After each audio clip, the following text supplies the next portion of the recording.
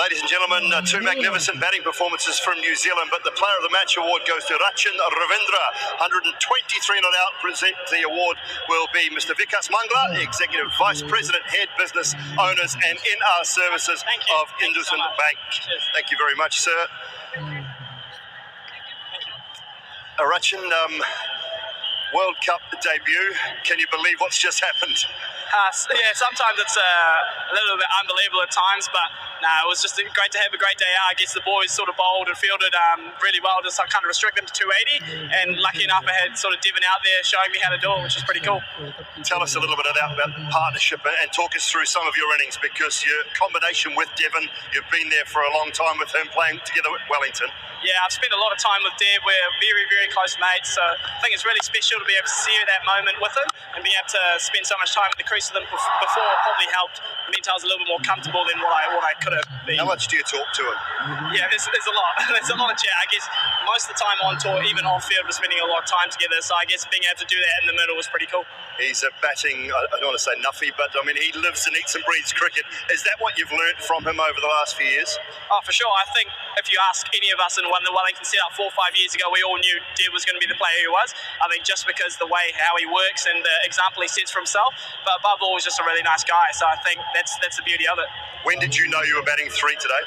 I think it was yesterday. It was a bit of sort of thing with Lockie, but lucky enough got the opportunity, but we'll see what happens. Did you sleep well? How did you feel last night when you were coming into the game this morning? I'm actually quite a good sleeper, Tully, luckily enough, so if I wasn't, I think I'd really be struggling. And how did you find the surface out there, and what did you think when Will went out early and you went out to join Devon? Yeah, I think we were aware it might have swung a little bit at the top, but the surface was very good. I think it was a lovely surface to bat on, and I was very lucky to have a nice surface like that. It was, I guess, similar to the warm-up game in Hyderabad, so I guess having that little bit of sort of translation from wicket to wicket is quite cool. Well, things couldn't have started better. Congratulations. Well played today. Thank you very much, Dolly. Thanks.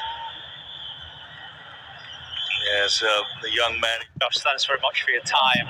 Not an easy thing to stand here after a defeat like that, but it's a defeat that's fallen you in a manner that you haven't really seen too often in recent times. How do you react to that?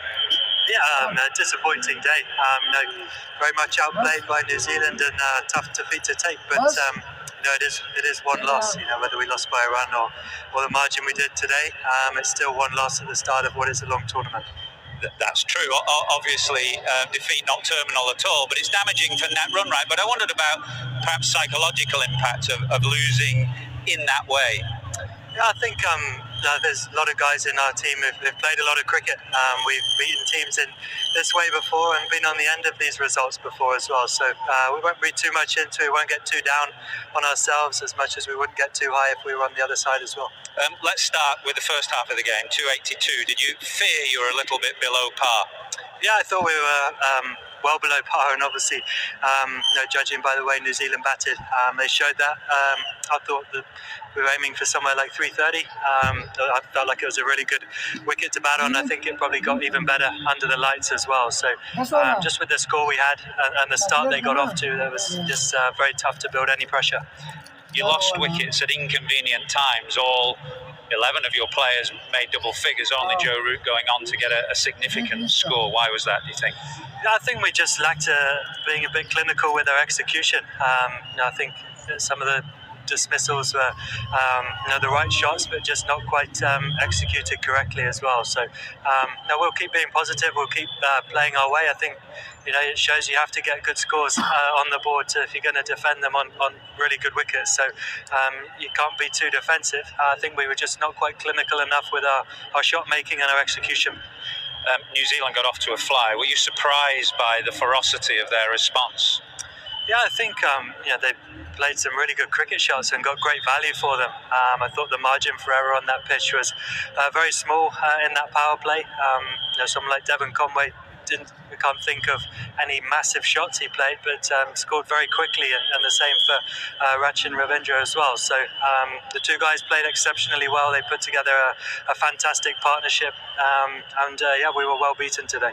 So you wouldn't say that the conditions change between the first half of the game and the second, which can often happen under lights. I think the conditions changed. I think the pitch probably skidded on even better under the lights, and in the second half, that's why we would have bowled first as well. But I still think it was a good wicket. I think we played a long way short of our best with the bat and still made 280. So if we were closer to our best, I think we would have got up to a score which we may have defended. But even with the conditions and the skill that New Zealand showed they batted with, it might still not have been enough. Joe Root was the one positive for you with the bat, and although he's a world-class player, he just needed a few runs in ODI cricket. Are you hopeful that will set him up for the tournament? Yeah, I thought he looked back to his old self. I don't think there's ever any question of that with Joe. Whatever format he's playing, he's a run maker. He's been the best player in our team for a long time, and I think his levels he sets himself are so high. So, but even for great players like him, it's always nice to spend some time in the middle. Final question, update on Ben Stokes. Is he going to be right for next Tuesday? Yeah, we'll wait and see. I think he's working hard with the physios, and we'll get more information every day. So we'll treat his symptoms, and fingers crossed he can get fit as soon as possible. Thanks for your time and your patience as ever. Thank you. Tom Latham, New Zealand's captain, is waiting patiently. Tom, it would be fair to say you've put the rest of the tournament on notice there. Yeah, it was obviously a fantastic performance, I think. We obviously seen a fantastic partnership between Rachin and Devon, but I think it was sort of set up at the start. The bowlers did a fantastic job to restrict them to below par, I think, on that surface. And I think from the 30 over mark onwards, I thought we were fantastic. I think they were about 160 at 30 overs, and then to restrict them to 280 was fantastic. So I think certainly credit has to go to the bowlers in the way they fronted up today. It's every captain's dream to have their team cherry ripe for the first game, the opening game of a tournament. Given your preparation, were you always confident that you were coming in here absolutely right and ready to go? Yeah, it's been a pretty quick build-up. Obviously the two warm-up games, and guys were in Bangladesh playing a series, but we've got a lot of experience in this group, which is really important. And we have played in these conditions a little bit over the last sort of year or so. I think the biggest thing is trying to adapt to these conditions as quickly as we can, and I thought we've done that beautifully today. Wanted to ask about captaining that bowling attack, because with the injury to Tim Southee, I think Lockie Ferguson had a back spasm or a bit of stiffness there. It didn't leave you with much margin for error. Therefore, on the one hand, you needed your senior bowlers to step up, which they really did, and you got a few bonus wickets elsewhere as well. Yeah, absolutely. Like the two seamers, Henners and Bolty did a fantastic job up top. With England, we know they're going to come hard. I know they kept coming hard throughout the whole innings, and thought the way we were able to take wickets at crucial times, guys chipped in when they needed to, and bowled some tough overs and managed to get some rewards. And as I said, to restrict them to 280, in the position that they were in, was outstanding. And was it always a plan to come extremely hard? I know there's no boundary count back in this tournament, but you look keen to get a few. Yeah, it wasn't at all. I think probably the best thing was they just played good cricket shots. Was probably the most pleasing thing. Some of the shots that they played was fantastic. Just reacted to what was being bowled, and certainly it wasn't a plan to come out and play that way. I think they obviously felt good, both of them, and it was pretty special to watch. Final question about Rachin Ravindra. It's quite a way to keep Kane Williamson the seat warm. He just said that before. He's happy parking up and watching that. So he obviously played a fantastic innings, and we're obviously super proud of him the way he's come out. I think it's his first one-dayer in that position, batting a little bit higher. So we're looking forward to getting around him tonight. Good to see you with a smile on your face. Well played. Cheers, thank you.